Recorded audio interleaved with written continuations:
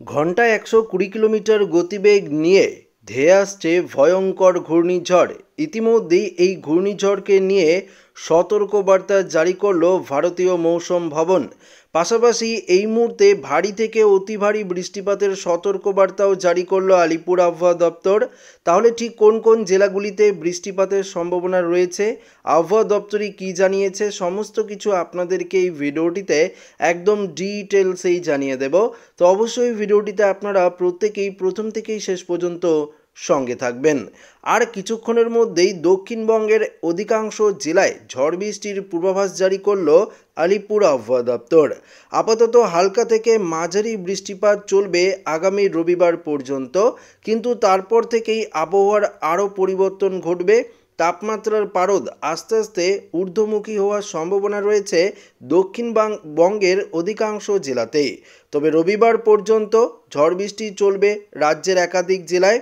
শুক্রবার বজ্রবিদ্যুৎ সহ ভারী বৃষ্টির সম্ভাবনা রয়েছে পশ্চিম মেদিনীপুর, ঝাড়গ্রাম, বাঁকুড়ায়। এছাড়াও বাকি জেলাগুলিতে হালকা থেকে মাঝারি বৃষ্টিপাতের সম্ভাবনা রয়েছে। উত্তর চব্বিশ পরগনা, দক্ষিণ চব্বিশ পরগনা, দুই মেদিনীপুর, হুগলিতেও ভারী বৃষ্টির সম্ভাবনা রয়েছে। পাশাপাশি 40 থেকে 50 কিলোমিটার গতিবেগে দমকা ঝোড়ো হাওয়া বইবে। এরপর শনিবার কলকাতা সহ দক্ষিণবঙ্গের সব জেলাতেই বৃষ্টিপাতের সম্ভাবনা রয়েছে। সতর্কতা থাকছে কালবৈশাখী ঝড়ের, বজ্রবিদ্যুৎ সহ বৃষ্টিপাতের পাশাপাশি 40 থেকে 50 কিলোমিটার গতিবেগে ঝোড়ো হাওয়া বইবে। কলকাতায় ঝড় জলের সম্ভাবনা রয়েছে। দক্ষিণবঙ্গের কয়েকটি জেলায় 70 থেকে 80 কিলোমিটার পর্যন্ত দমকা ঝোড়ো হাওয়া বইতে পারে। শনিবারের পর রবিবার বৃষ্টিপাতের সম্ভাবনা রয়েছে পশ্চিম মেদিনীপুর, ঝাড়গ্রাম, বাঁকুড়া, পূর্ব বর্ধমান, পশ্চিম বর্ধমান, বীরভূম, মুর্শিদাবাদ এবং নদিয়ায়। তারপর থেকে আর সেভাবে বৃষ্টির সম্ভাবনা নেই। তাপমাত্রা বৃদ্ধি পেতে থাকবে আস্তে আস্তে দক্ষিণবঙ্গের একাধিক জেলায়।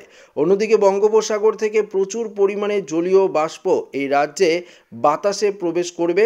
এর ফলে বৃষ্টি হচ্ছে, যদি তা আর বেশি দিন থাকবে না। তবুও এই মে মাসে ঘূর্ণিঝড়ের সম্ভাবনার কথা জানিয়েছে আবহাওয়া দপ্তর। মে মাসেই বঙ্গোপসাগরে একটি ভয়ঙ্কর ঘূর্ণিঝড়ের পূর্বাভাস রয়েছে, যা ক্রমশ ওড়িশা, অন্ধ্র বা পশ্চিমবঙ্গ যে কোনো একটি উপকূলে আঘাত হানতে পারে।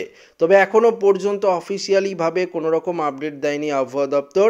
দক্ষিণবঙ্গের পাশাপাশি উত্তরবঙ্গেও রবিবার পর্যন্ত বৃষ্টির সম্ভাবনা রয়েছে। শুক্রবার অর্থাৎ আজ রাতের দিকেই অধিকাংশ জেলায়, যেমন মালদা, উত্তর দিনাজপুর জেলায় ভারী বৃষ্টির সম্ভাবনা রয়েছে। সঙ্গে 50 থেকে 60 কিলোমিটার গতিবেগে দমকা ঝোড়ো হাওয়া বইতে পারে। উত্তরবঙ্গের বাকি জেলাগুলিতেও হালকা মাঝারি বৃষ্টিপাতের সম্ভাবনা রয়েছে আগামী রবিবার পর্যন্ত।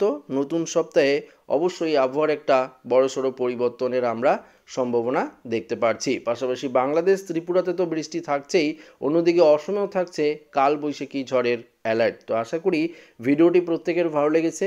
ভিডিওটি ভালো লাগলে লাইক করবেন, বন্ধুদের সাথে শেয়ার করবেন, নতুন হয়ে থাকলে চ্যানেলটিকে সাবস্ক্রাইব করে নেবেন। ধন্যবাদ।